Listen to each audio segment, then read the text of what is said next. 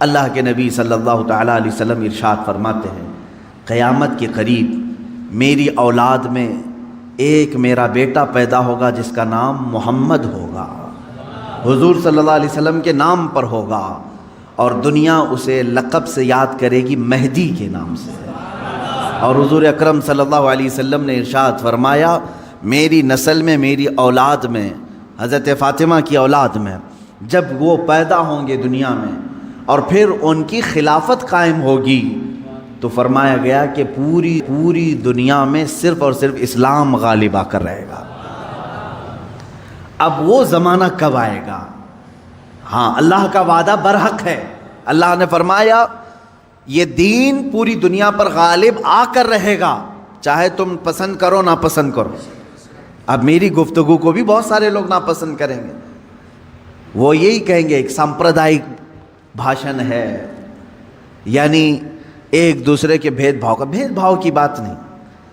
عزیزان گرامی وقار، اب رسول پاک صلی اللہ تعالیٰ علیہ وسلم کے فرمان کا مقصد میں آپ کو سمجھاؤں۔ حضور نے فرما دیا، قیامت کے قریب میری اولاد میں میرا ایک بیٹا پیدا ہوگا جس کا نام میرے نام سے مشابہ ہوگا، یعنی محمد، اور اسے پورا زمانہ امام مہدی۔ رسول پاک صلی اللہ تعالیٰ علیہ وسلم کے فرمان کا مقصد میں آپ کو سمجھاؤں۔ حضور نے فرما دیا، قیامت کے قریب میری اولاد میں میرا ایک بیٹا پیدا ہوگا جس کا نام میرے نام سے مشابہ ہوگا، یعنی محمد، اور اسے پورا زمانہ امام مہدی کے نام سے یاد کرے گا، اور وہ پوری دنیا میں، کائنات میں اسلام کو غالب لا کر رہیں گے۔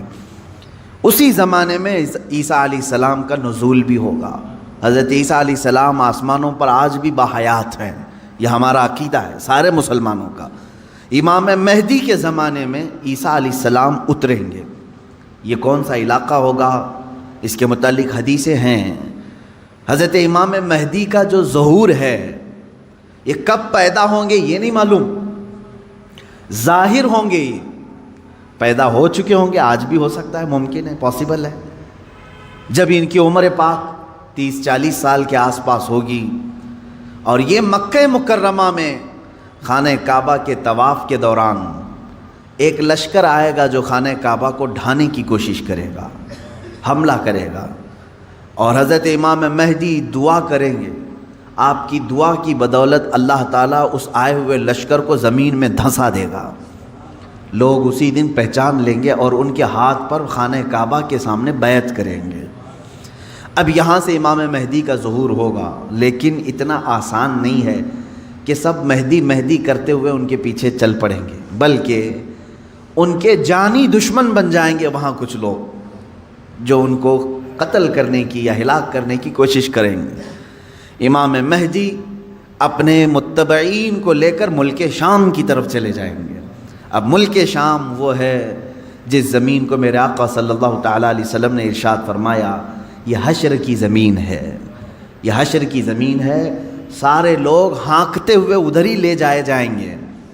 آج شام سے سب بھاگ رہے ہیں، بمباری ہو رہی ہے، لیکن میرے آقا نے فرمایا ایک زمانہ ایسا آئے گا کہ سب ہجرت کر کے ملک شام کی طرف جا رہے ہوں گے، سب جمع ہو رہے ہوں گے، ملک شام جمع ہو رہے ہوں گے، اور وہاں امام مہدی پہنچیں گے، اور وہاں آپ کی خلافت قائم ہوگی، اور عدل و انصاف اس قدر ہوگا کہ پھر وہ زمانہ آئے گا کہ شیر اور بکری ایک ساتھ چر رہے ہوں گے، کوئی ایک دوسرے پر حملہ نہیں کرے گا، اتنا امن قائم ہوگا۔ یہ رسول پاک صلی اللہ علیہ وسلم کی احادیث میں ہے۔ اب امام مہدی کی امامت کے دوران وہ فجر کا وقت ہوگا جب حضرت عیسیٰ علیہ السلام آسمان سے اتریں گے، اور جماعت کھڑی ہونے والی ہوگی، قائم ہونے والی ہوگی۔ حضرت عیسیٰ علیہ السلام ایسے اتریں گے جیسے ان کے جسم پر نہائے ہوئے قطرے ٹپک رہے ہوں۔ آپ کو حضرت امام مہدی پہچانیں گے اور آپ کو لا کر کے مصلی کی طرف بڑھائیں گے۔ نبی اللہ ہیں، روح اللہ ہیں، عیسیٰ ابن مریم سلام اللہ علیہ، قرآن پاک میں جن کے تذکرے ہیں، وہ کوئی ایک دوسرے پر حملہ نہیں کرے گا، اتنا امن قائم ہوگا۔ یہ رسول پاک صلی اللہ علیہ وسلم کی احادیث میں ہے۔ اب امام مہدی کی امامت کے دوران وہ فجر کا وقت ہوگا جب حضرت عیسیٰ علیہ السلام آسمان سے اتریں گے، اور جماعت کھڑی ہونے والی ہوگی، قائم ہونے والی ہوگی۔ حضرت عیسیٰ علیہ السلام ایسے اتریں گے جیسے ان کے جسم پر نہائے ہوئے قطرے ٹپک رہے ہوں۔ آپ کو حضرت امام مہدی پہچانیں گے اور آپ کو لا کر کے مصلی کی طرف بڑھائیں گے۔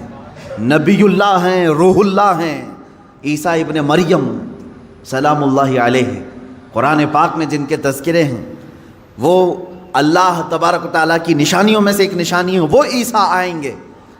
اب وہ نبی جب امام مہدی ان کو آگے بڑھائیں گے، حضرت عیسیٰ علیہ السلام امامت کے لیے آگے نہیں بڑھیں گے، اور کیا فرمائیں گے؟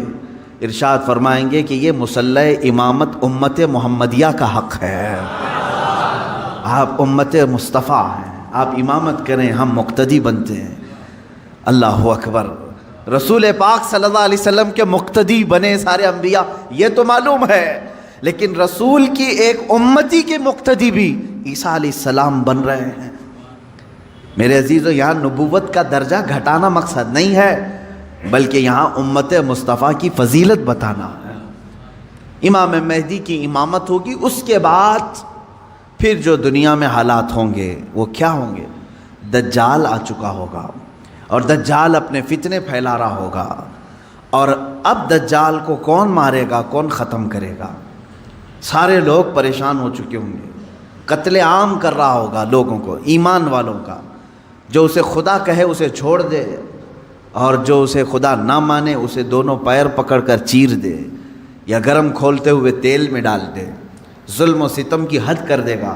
کچھ لوگ ڈر کر کے کفر کر دیں گے، شرک میں مبتلا ہو جائیں گے، اور کچھ ایمان پر قائم رہیں گے، لیکن یہ زمانہ زیادہ دن تک نہیں چلے گا۔ حضرت عیسیٰ علیہ الصلاۃ والتسلیم کے نزول کے بعد عیسیٰ علیہ السلام کی جہاں تک خوشبو جائے گی یا ہوا انہیں مس کر کے نکل رہی ہوگی، تو وہ ہوا دجال کو جیسے لگے گی وہ پگھلتا جائے گا، جیسے موم آگ کی گرمی سے پگھلتا ہے، دجال عیسیٰ علیہ الصلاۃ والتسلیم کی دوری کی ہوا سے ہی پگھل رہا ہوگا۔ یہاں تک کہ مقام لد ایک جگہ ہے، اسرائیل میں ہے وہ آج، اور دنیا کا بڑا ایئرپورٹ انہوں نے وہاں پر بنایا ہے، مقام لد، لد کا ایئرپورٹ بھی بنا ہوا ہے، اور حدیث پاک میں ہے عیسیٰ علیہ السلام مقام لد پہ اس کو اپنے تیر سے نشانہ بنائیں گے اور قتل کر دیں گے، اور امت مصطفیٰ کا یہ آخری فتنہ بھی ختم ہو جائے گا۔ اب اس کے بعد کیا ہوگا؟ وہی آیت جو میں نے تلاوت کیا، اللہ نے فرمایا هو الذی ارسل رسولہ بالہدی ودین الحق لیظہرہ علی الدین کلہ، وہ اللہ ہے جس نے اپنے رسول کو دنیا میں بھیجا ہے ہدایت کے ساتھ اور دین حق کے ساتھ، اس لیے کہ اس رسول کا دین پوری دنیا پر غالب آ کر رہے۔ اب یہ دین غالب آئے گا دجال کے خاتمے کے بعد امام مہدی کے ہاتھوں سے۔ ہر ملک یا ہر سلطنت جہاں کہیں تخت ہوگا وہاں پرچم صرف اسلام کا لہرا رہا ہوگا۔ وہ زمانہ آئے گا، وہ غالب ہو کر رہے گا دین، اور اللہ رب العزت نے یہ ارشاد فرمایا ہے کہ تم پر کسی اور کو پھر اللہ غلبہ نہیں دے گا۔ یہ زمانہ بھی کافی سال تک چلے گا، لیکن اس غلبہ اسلام سے پہلے کیا کیا ہونا ہے وہ بھی تو ہمیں جاننا ضروری ہے۔ آج کے وہی حالات ہیں جو مجھے اس گفتگو پر آمادہ کر رہے ہیں۔ میں نے بات تو کہہ دی آپ کو، حدیث کی روشنی میں بتا دیا کہ اسلام غالب آئے گا پوری کائنات پر دجال کے خاتمے کے بعد اور امام مہدی کے ہاتھوں سے۔ اب یہ دو بڑی نشانیاں حضور نے فرمائی، ایک تو حضور کی آل میں سادات میں امام مہدی پیدا ہوں گے، دوسرے کہ دجال آئے گا۔ یہ دونوں کا زمانہ ایک ہے۔ یہ کب ہوگا؟ کیا اس سے پہلے کچھ نشانیاں ہیں کہ دجال آنے والا ہے؟ میرے عزیزو، ہم سے زیادہ نشانیاں یہودی پڑھ کر کے انتظار میں ہیں، عیسائی پڑھ رہے ہیں۔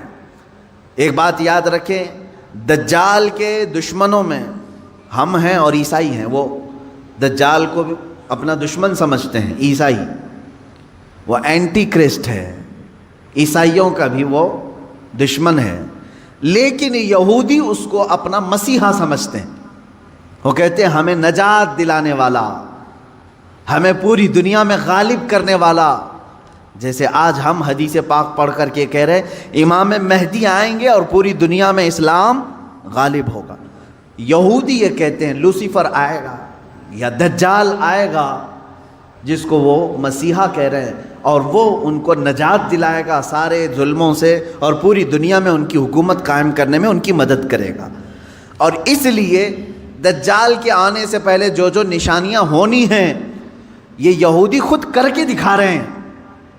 کیا ہے؟ بڑی مقدس کتابوں میں یہ باتیں لکھی گئی ہیں.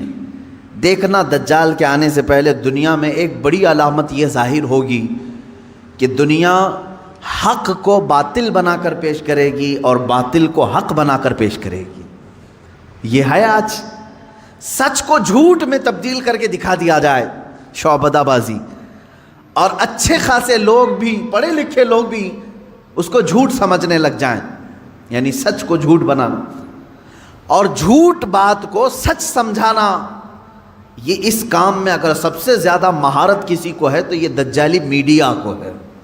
میڈیا آج دجال کے آنے کے راستے ہموار کر رہی ہے، اور خود عالمی میڈیا کی بات کر رہا ہوں میں، پوری دنیا کی میڈیا اس میں ملوث ہے. ذہنوں کو ڈائیورٹ کر دینا، اصل مدعے سے بھٹکا دینا، یہ کام کون کر رہا ہے آج؟ سب سے زیادہ میڈیا کر رہی ہے. میرے عزیزو، سچ بات کو جھوٹ بنا کر پیش کرنا یہ دجال کے آنے سے پہلے ہوگا اور کثرت سے ہوگا، کثرت سے ہوگا. یوں سمجھ لیں ایک پرہیزگار متقی شخص کو لا کر کھڑا کر دیا جائے گا اور اسے 100 لوگ بولیں گے یہ چور ہے، چور ہے، چور ہے، اور دنیا سمجھنے لگے گی کہ ہاں شاید چور ہے. دنیا سمجھنے لگ جائے گی. یعنی تقریباً 90% لوگ ان کی باتوں پر یقین کرنے لگ جائیں گے کہ شاید یہ چور ہے، شاید یہ چور ہے. اور اسی طرح کسی ظالم منحوس چور کو لا کر کے وہ کھڑا کریں گے اور کہیں گے یہ پرہیزگار ہے، یہ پرہیزگار ہے، یہ پرہیزگار ہے، اور دنیا اس کو پرہیزگار سمجھنے لگ جائے گی.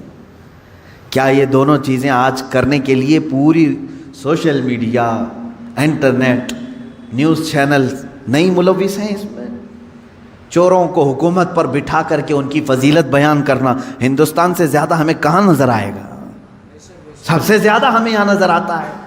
جو پورے کے پورے ملک کو گبن کر کے بیٹھے، اسے مسیحات اور اسے لوگوں کا ایسا بے کسوں کا کس جس کو کہا جائے ایسا بنا کر پیش کرنا، یہ میڈیا کا رول ہے. عزیزان گرامی وقار، پورے ذہنوں کو ڈائیورٹ کیا جائے گا اور تقریباً یہ جادو کی طرح اثر کر جائے گا لوگوں پر. مثال کے طور پر ایک جادوگر کسی محلے میں آتا ہے، شعبدہ بازی دکھاتا ہے. پہلے تو ہوتا تھا سڑکوں پر ہی کھڑے ہو جاتے تھے سانپ کا کھیل دکھانے والے، یا کسی بچے کو لیٹا کر چادر اوڑھا کر اس کی گردن الگ کر کے دکھانے والے. یہ شعبدہ بازی ہوتی تھی. لیکن ایک بات یاد رکھیں، لوگ گھیرا ڈال کر دیکھتے تو ہیں، اس میں 90% لوگ صحیح سمجھ لیتے تھے، جبکہ وہ آنکھوں کا دھوکہ ہے. بہت ساری چیزیں اتنے شارپ طریقے سے وہ جادوگر کر کے دکھاتا ہے کہ تمہاری آنکھوں کو دھوکہ ہوتا ہے. لیکن میرے عزیزو، اسی مجمع میں 5 یا 10% ایسے لوگ بھی ہوتے ہیں جو اس کے ان کاموں پر یقین نہیں کرتے. ہے ہر زمانے میں جہاں پر بھی جو جادو دکھا رہا ہے اس کے مجمع میں پورے 100% لوگ یقین کرنے والے نہیں ہوتے. چند لوگوں کے دلوں میں شک ہوتا ہے کچھ تو اس نے گڑبڑ کیا ہے. اب یہ وہ لوگ ہوتے ہیں جن کی عقل سلیم ہوتی ہے اور دل پاک ہوتا ہے، ان کے اوپر جلدی جادو اثر نہیں کرتا. اسی طرح میرے عزیزو، آج کے زمانے میں یہ جو دجالی نظام قائم ہے اس کا اثر بھی بھولے بھالے لوگوں میں تقریباً ہو جاتا ہے، لیکن سلیم فطرت والے جو عقل سلیم رکھتے ہیں ان پر ان کا جادو اثر نہیں کرے گا. اب آپ سب کو میں پہلے سے آگاہ کر رہا ہوں، اپنے ذہن کو، اپنے عقل کو سلیم بنا کر کے رکھو. یہ کیسے رہے گا؟ اللہ کی باتوں پر یقین رکھو اور اس کے علاوہ جو بھی کہے گا، اللہ اس کے رسول کے علاوہ جو بھی کہے گا وہ سچ بھی ہو سکتا ہے، جھوٹ بھی ہو سکتا ہے، مگر میرے مولا کے قول میں جھوٹ کی طرف شائبہ بھی نہیں، سچ ہی ہوگا. جب تمہارے ذہنوں میں یہ بات آئے گی تو پھر تم دنیا کو 100% ایمان لانے والے، یقین کرنے والے نہیں رہیں گے۔ آج دیکھ رہے ہیں آپ، میں مسلسل پچھلے ایک ہفتے سے دیکھ رہا ہوں، فرانس میں جو گستاخی ہوئی اور اس کے پاداش میں جو کچھ بھی حالات ہوئے سب کو معلوم ہے۔ فرانس میں جو کچھ ہوا اس پر ڈیبیٹ انڈیا میں بھی چل رہا ہے۔ ہندوستان کے ہر نیوز اینکر اس کو لے کر کے گرما گرم بحث کر رہے ہیں، اور کچھ ایسے لوگوں کو لا کر بٹھایا جاتا ہے، مجھے ان کے بارے میں معلوم نہیں، وہ پیڈ ہوتے ہیں یا بکے ہوئے ہوتے ہیں، یا ان کو اسکرپٹ یعنی سکھائی جاتی ہیں، لکھ کر کے دیے جاتے، پتہ نہیں کون لوگ بیٹھتے ہیں۔ آپ کو عام لوگ ہیں آپ، مجھے معلوم ہے، لیکن میں آپ کے سامنے گفتگو کر رہا ہوں، سنیے۔ ایک اسکول کا ٹیچر بلیک بورڈ پر کارٹون بناتا ہے رسول پاک صلی اللہ علیہ وسلم کا، اس کی شکایت بھی ہوتی رہی لیکن وہ باز نہیں آیا، اور اسی علاقے کا کوئی ایک نوجوان اس سے برداشت نہیں ہوا، اس نے جا کر کے اس کا سر قلم کر دیا۔ یہ ہے، معلوم ہے آپ کو، یہ رپورٹ ہے، آپ کو معلوم ہے۔ اس نے سر قلم کر دیا، وہ اس کا اپنا پرسنلی معاملہ تھا، عبداللہ شیشانی جو بھی ہے۔ اب اس کو کیا چھوڑ دیا؟ لوگوں نے چھوڑ دیا عبداللہ کو، بلکہ اسی وقت گولیوں سے بھون دیا فرانس کی پولیس نے، ختم کر دیا۔ دونوں ختم ہو گئے، جن کے دونوں کے معاملات تھے وہ چلے گئے۔ اب میں ایک جملہ کہتا ہوں، تمہارے نزدیک عبداللہ شیشانی ٹیررسٹ ہے، یعنی اس نے سر قلم کیا اس لیے یہ ٹیررسٹ ہے۔ ہمارے نزدیک رسول کا خاکہ بنانے والا سب سے بڑا ٹیررسٹ، ظاہر سی بات ہے۔ اب فیصلہ یہی ہوگا، تمہارے نظر میں جو ٹیررسٹ تھا اس نے اس کو قتل کیا جو ہمارے نظر میں ٹیررسٹ تھا۔ بہرحال یہ معاملہ ہو گیا یا ختم ہو گئی بات۔ لیکن میرے عزیزو، اس واقعے کے بعد فرانس کی حکومت کو کسی ایک کی طرفداری کر کے گورنمنٹ بلڈنگوں پر حضور پاک صلی اللہ علیہ وسلم کے خاکے لگانے کا کیا مقصد تھا؟ حکومت کسی ایک ویکتی کے، ایک پرسنل شخص کی حمایت کرتے ہوئے اور گورنمنٹ کی بلڈنگ پر بڑی سائز میں حضور پاک صلی اللہ علیہ وسلم کی تصویر لگا رہی، یعنی کارٹون بنا کر کے۔ کارٹون در حقیقت یہ گالی کی صورت ہے، آدمی صاف گالی نہیں دے سکتا تو اس کی صورت بگاڑ کر کے کہیں لکھ دے، حضور پاک صلی اللہ علیہ وسلم کو انہوں نے کیا۔ اب پوری دنیا بھر کے مسلمانوں میں جو غصہ ہے، میرے عزیزو، یہ قتل جو ہو چکا تھا وہ 8 دن پہلے ہو گیا، 10 دن پہلے ہو گیا، معاملہ ختم ہو گیا۔ اس قتل پر کسی نے احتجاج نہیں کیا، کہیں ہے کہ پروٹیسٹ نہیں ہوا۔ پوری دنیا بھر کے مسلمان جو راستوں پر آئے یا پروٹیسٹ کیے، کس کے متعلق؟ فرانس کی حکومت نے جو یہ غلطی کی ہے، اپنی عمارتوں پر، گورنمنٹ کی بلڈنگوں پر جو رسول پاک کے خاکے لگائے، اس کے خلاف پوری دنیا بھر کے مسلمانوں کو غصہ ہے، اور سب آئے۔ یہ بات صاف صاف میں بتا رہا ہوں آپ کو، سنیے۔ آپ کا میرا غصہ بھی کس پر ہے؟ دیکھیں، ٹیچر کا معاملہ ختم ہو گیا، اس نے کیا تھا، سامنے والے نے مار دیا، وہ معاملہ ختم ہو گیا، وہاں ختم ہو گئی چیز۔ اور جس نے قتل کیا اس کو بھی تم لوگوں نے نہیں چھوڑا، وہ بھی اس کو بھی گولیوں سے مار دیا، معاملہ ختم۔ لیکن ایک گورنمنٹ کا بلڈنگ پر اس طرح سے تصویریں لگانا، یہ در حقیقت پوری دنیا کے مسلمانوں کو جھنجھوڑنا تھا، پوری دنیا کے مسلمانوں کے دلوں پر ضرب لگانا تھا۔ اب ہم پروٹیسٹ کیے، آپ پروٹیسٹ کیے، ہم نے کہا، لیکن ہندوستان میں آنے کے بعد اب دجالی نظام کی جو میڈیا ہوتی ہے، یہ کیا کرتی ہے؟ پورے بحث کو ڈائیورٹ کرتی ہے، پورے مدے کو ڈائیورٹ کرتی ہے۔ یہ سارے جتنے پروٹیسٹ ہو رہے ہیں، نیوز والے اسے کیا دکھا رہے ہیں جانتے ہیں آپ؟ نیوز والے یہ دکھا رہے ہیں کہ دیکھو، ایک ٹیررسٹ کی حمایت میں اتنے مسلمان ہندوستان کی سڑکوں پر آ گئے، یعنی عبداللہ شیشانی نے جو قتل کیا ٹیچر کا، اس کی حمایت میں یہ سارے لوگ کھڑے ہیں، اور پورا ڈیبیٹ اسی پر چل رہا ہے۔ کیا آپ لوگ ہندوستان میں رہ کر کے ایک قتل کی حمایت کرتے ہیں؟ ایک قتل کی حمایت کرتے ہیں؟ ہم نے کہاں یہ قتل کے متعلق پروٹیسٹ کیا ہے؟ بتاؤ ذرا صحیح۔ اس عبداللہ نامی لڑکے کا کسی ایک کے ہاتھ میں بینر آیا پوری دنیا میں کہیں پر کہ اس کے قتل کی حمایت میں پروٹیسٹ ہو رہا ہے؟ میرے عزیزو، پورے مدے کو ڈائیورٹ کرنا یہ میڈیا کا کام ہے، جبکہ انہیں معلوم ہے کہ پوری دنیا کے مسلمان جو پروٹیسٹ کر رہے ہیں وہ قتل کے متعلق نہیں، بلکہ وہ فرانس کی گورنمنٹ کی حرکتوں پر پروٹیسٹ کر رہے ہیں۔ اب اس کی ایک مثال میں آپ کو بتا دوں۔ یہ میڈیا اینکرز یہ کہتے ہیں کہ فرانس کا وہ اندرونی معاملہ ہے، وہ چاہیں ان کو فریڈم آف ایکسپریشن ہے، وہ سیکولر ہیں، وہ چاہیں تو کسی ایک ویکتی کی حمایت کریں اور بلڈنگ کی پوری تصویر لگا دیں رسول پاک صلی اللہ تعالیٰ علیہ وسلم کی تصویر سے۔ میرے عزیزو، اگر یہ فرانس کا اندرونی معاملہ ہے تو انڈیا میں ڈیبیٹ کیوں ہو رہا ہے؟ آپ کے نیوز روم میں یہ بحث کیوں ہو رہی ہے؟ آپ یہ سمجھیں اس زمانے کا سب سے بڑا خطرناک جال یہ میڈیا ہے، نیوز کا جو۔ اب ظاہر سی بات ہے یہ ہماری بھی کلپس اٹھا کر کے چلائیں گے اور پھر ہمیں بھی بتائیں بھڑکاؤ مولانا ہے، سامپردائک پھیلانے والے ہیں، ہماری گفتگو کو کاٹ کر کے پیش کریں گے، ان کا کام ہی وہ ہے۔ لیکن میں آپ کو بتاؤں کہ پورے ہندوستانی مسلمانوں کے دماغ کو ڈائیورٹ کر رہے ہیں کہ تم لوگ جو پروٹیسٹ کر رہے ہو ایک قتل کی حمایت میں کیسے پروٹیسٹ کر رہے ہو؟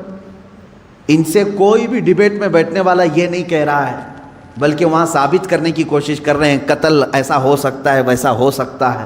میرے عزیز، یہاں کہنا تو یہ چاہیے تھا قتل ہوا اور اس کے مقابل میں جس نے قتل کیا اس کا بھی قتل ہو گیا۔ ہم اس مدے پر بات نہیں کر رہے ہیں، ہم تو گورنمنٹ کے خلاف بات کر رہے ہیں جو فرانس کی حکومت نے اپنی عمارتوں پر میرے آقا کی تصویر کشی کی ہے، ہم اس کے خلاف کھڑے ہیں۔